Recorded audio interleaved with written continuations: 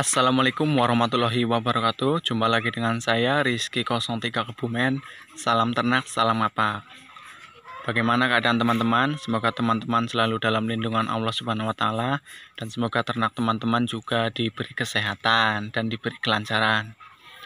Nah, ini mohon maaf saya jarang upload video karena kesibukan di lain bidang, yaitu membantu ya pergi ke sawah lah, membantu sebisanya.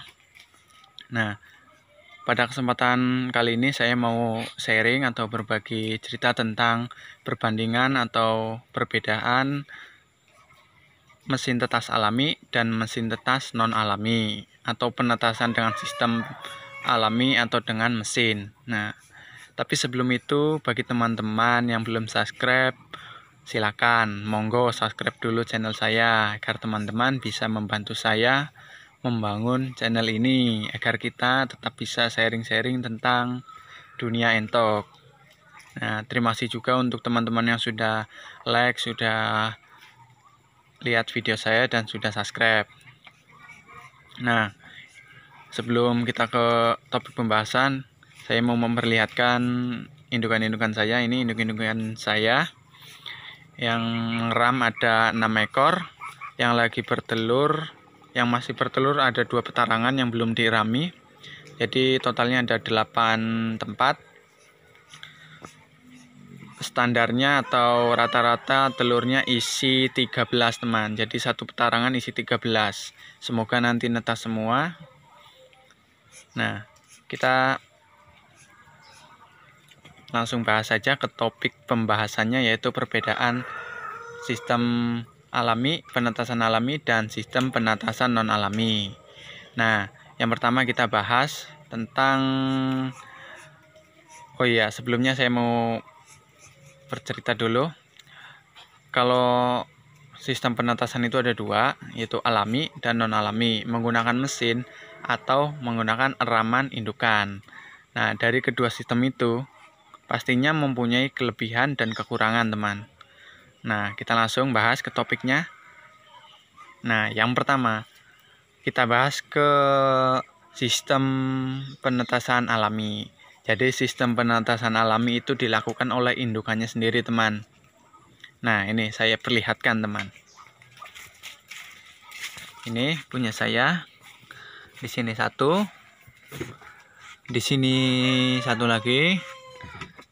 Dan di sini satu. Di sini ada 2. Dan di sana yang di bawah kandang panggung ada 1 yang belum dirami, dan di atas ada 2 kalau nggak salah. Nah, itu tadi contoh sistem penetasan secara alami. Jadi dilakukan oleh induk entok sendiri, teman. Kita tinggal lihat hasilnya. Nah, mari kita bahas lebih dalam lagi. Jadi untuk keunggulannya, kita bahas keunggulan dulu ya, teman. Yang pertama, mudah.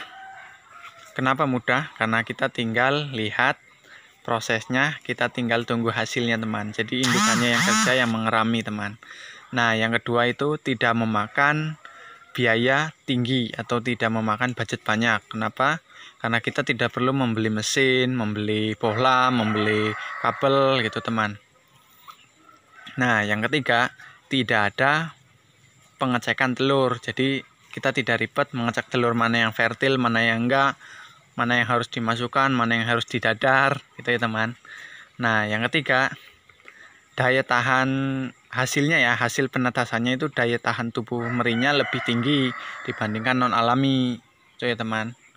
Itu keunggulan dari sistem penetasan alami. Jadi yang pertama mudah, yang kedua tadi lebih irit, yang ketiga tidak ada pengecekan telur, tidak ribet, yang keempat daya tahan tubuh merinya lebih tinggi. Nah, itu dari keunggulan sistem penetasan alami. Nah, kita langsung ke kekurangannya. Nah, yang pertama, kita perlu menyiapkan petarangan-petarangan. Nah, jadi saya sedikit cerita dulu pas endok-endok saya mau bertelur, saya kurang sigap. Jadi telurnya pada sembarangan, ada yang satu petarangan 2, ada yang 3, ada yang nelurnya di pojokan di mana gitu. Jadi kurang tertata rapi. Nah, yang kedua, resiko kegagalan lebih tinggi atau daya tetasnya itu rendah, teman. Kenapa rendah? Karena tidak ada pengecekan telur. Jadi kita kan nggak tahu ya itu yang dirami telur fertil apa enggak. Yang kita tahu itu kan telur itu ada 8 dirami, kita tinggal lihat hasilnya. Nah, jadi itu daya tetasnya itu rendah, teman. Resiko kegagalan itu lebih tinggi. Nah, selanjutnya kekurangannya yaitu resiko kekurangannya yang selanjutnya yaitu ada jeda dalam produksi. Nah, kenapa ada jeda nih? Maksudnya seperti ini, teman. Jadi kalau kita memakai sistem alami itu ada proses telur, ada proses mengerami, ada proses ngiring. Teman-teman mungkin yang dari Jawa tahu ngiring. Ngiring itu apa ya? Caranya habis menetas itu anakannya ikut indukan, itu namanya ngiring, teman. Nah, itu ya teman dari penjelasan dari sistem penetasan alami. Jadi keunggulannya yang pertama mudah, yang kedua irit, yang ketiga daya tahan merinya kuat dan tidak ada pengecekan, tidak ribet. Nah, pengecekan telur maksudnya. Nah, untuk kekurangannya yang pertama jelas kita harus menyiapkan petarangan. Yang kedua daya tetasnya rendah, terus resiko kegagalan tinggi karena tidak ada pengecekan telur. Dan selanjutnya ada jeda waktu produksi karena dipakai untuk mengeram. Nah, itu sistem alami, teman. Nah, ini malah ada yang lagi proses menuntaskan rasa birahi ini. Nah, itu untuk yang alami, teman. Kita bahas yang non alami. Jadi untuk yang non alami itu kita memakai mesin, teman. Kita bisa membuat sendiri atau membeli. Nah, mungkin dari teman-teman yang belum pernah pasti membeli ya. Nah, kita bahas dari mulai kelebihannya atau keunggulannya terlebih dahulu, teman. Jadi sistem penetasan non alami atau menggunakan mesin itu pertama yang keunggulannya jelas lebih praktis. Kedua, tidak memerlukan tempat yang luas. Nah, yang ketiga, daya tetasnya itu lebih tinggi. Kenapa daya tetas lebih tinggi? Karena kita itu memilih telur yang bagus untuk ditetaskan. Kita ada proses pemilihan telur. Telur mana yang kita tetaskan, telur mana yang kita jual, telur mana yang kita dadar.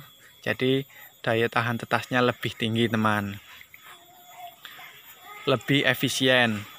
Nah, selanjutnya itu lebih efisien. Kenapa lebih efisien? Karena memangkas waktu produksi. Memangkas waktu produksi maksudnya tidak ada proses mengeram seperti itu. Jadi entok nelur, kita nelur seminggu nih, kita ambil 7 dan pasti nelur terus karena tidak ada telur yang mau dierami. Nah, seperti itu, teman.